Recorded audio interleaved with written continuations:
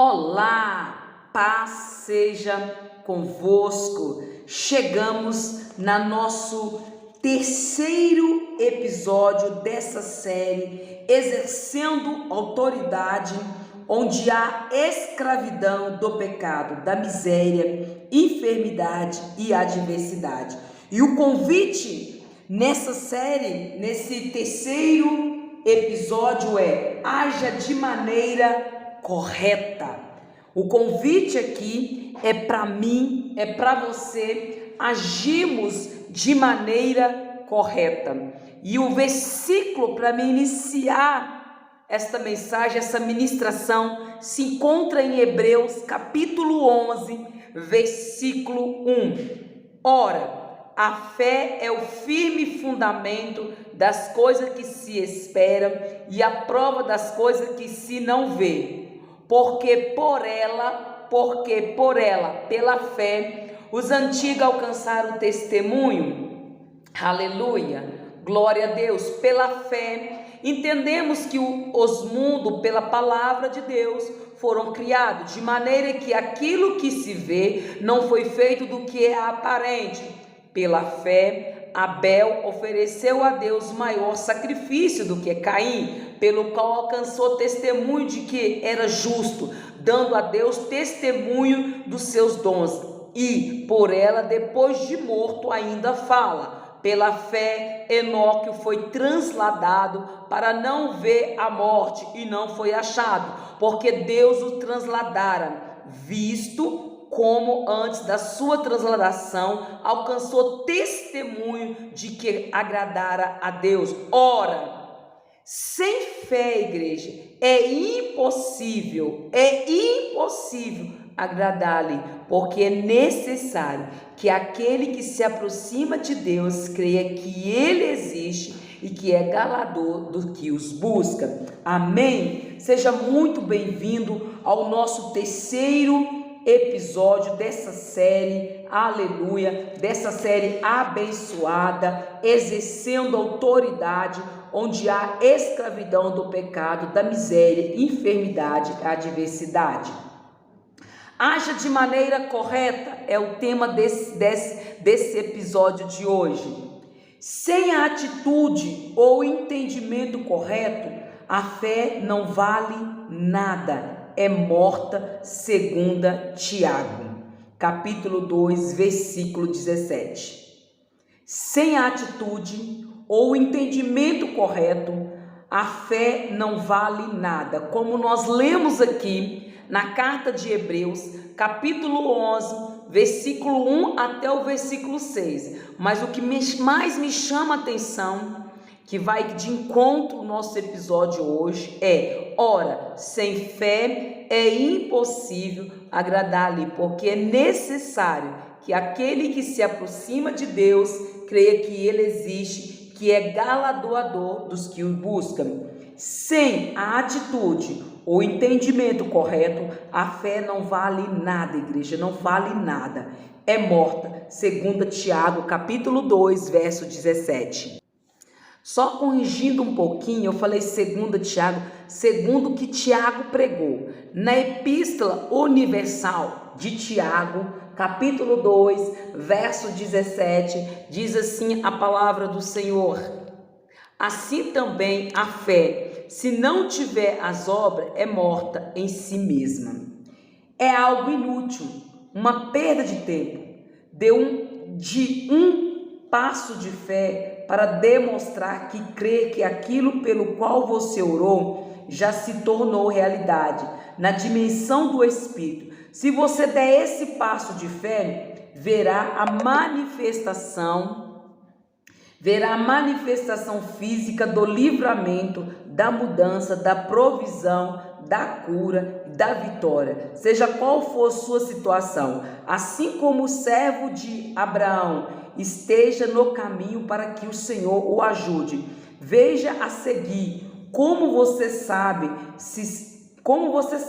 são necessários dois para fazer isso. Deus está disposto a prepará-lo. Glória a Deus. Deus está disposto e preparado. E você? Está disposto e assegurar nas mãos dele e dar um passo de fé? E lembrando aqui sobre passo de fé, né? O servo de Abraão, lá em Gênesis capítulo 2, verso 4 e o verso 27, vai dizer assim: e disse: bendito seja o Senhor, Deus de meu senhor Abraão, que não retirou a sua benignidade e a sua verdade de meu senhor. Quanto a mim, estando no caminho, ao Senhor me guiou à casa do parente de meu senhor. Abraão pediu o servo dele para estar indo encontrar uma esposa dentro da sua casa para o seu filho Isaque. E ele foi guiado pelo Senhor, ele deu um passo de fé. E ali ele foi guiado e Deus o orientou e ele tomou posse daquela bênção. Eu me lembrando agora, pregando essa palavra, me veio 2 textos bíblicos na minha memória para que você entenda o que é um passo de fé. Para que no mundo espiritual aconteça algo, você precisa fazer algo aqui embaixo. Havia um cego que gritou: Jesus, tende misericórdia de mim. E aí aquelas pessoas diziam para ele calar-se, calar, e ele não calava e continuava a gritar. E aí Jesus pediu que trouxesse ele até a presença de Jesus, né? Até próximo a Jesus, que ele era cego, não sabia quem era Jesus, né? Ele perguntou o que era aquele alvoroço todo, as pessoas falaram que era Jesus. Então quando ele viu que era Jesus, ele começou a gritar: Jesus! Ele teve fé que Jesus podia curá-lo daquela cegueira, né? E ele começou a gritar, as pessoas mandaram ele calar a boca, e ele gritando, as pessoas calam a boca, ele continuou gritando, dando aquele passo de fé. Porque dentro dele havia uma fé, uma esperança que Jesus podia fazer algo na vida dele. Naquela época, as pessoas que mendigavam, cego, eles tinham uma capa. Durante a noite servia para cobrir do frio e durante o dia se forrava no chão para receber um tipo de esmola. E esse cego tinha essa capa.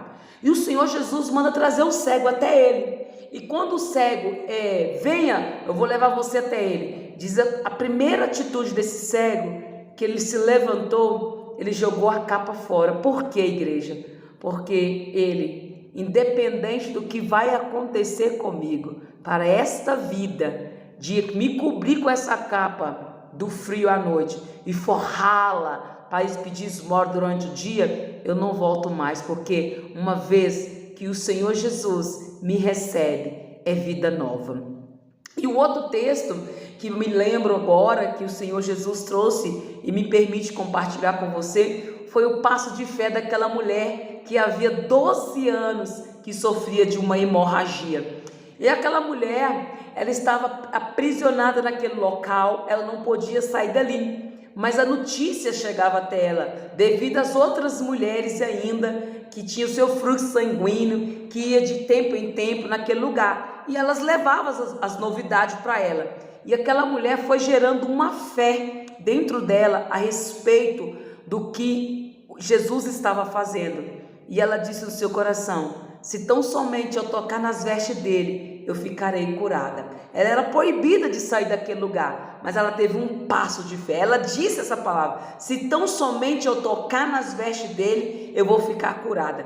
E ela não só falou, mas ela deu um passo de fé. Ela foi até onde Jesus estava e tocou nas suas vestes e ficou curada. Neste momento, nesse terceiro episódio, que você venha agir de maneira correta, como servo de Abraão, como cego que pediu a misericórdia de Jesus, como essa mulher de fluxo de sangue. E eu tenho um recadinho para vocês aqui, olha, parte da atitude correta a ser tomada é do passo de fé a ser dado, é evitar toda a aparência do mal. Se Deus o libertou do alcoolismo, por exemplo, seria sábio da sua parte se afastar de todo lugar onde há bebida alcoólica, principalmente bares, restaurantes e até festa onde ela é servida livremente.